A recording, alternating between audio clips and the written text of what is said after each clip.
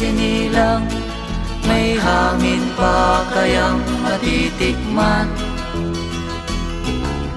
May mga puno pa kaya silang aakyatin? May mga ilog pa kayang lalamuyan?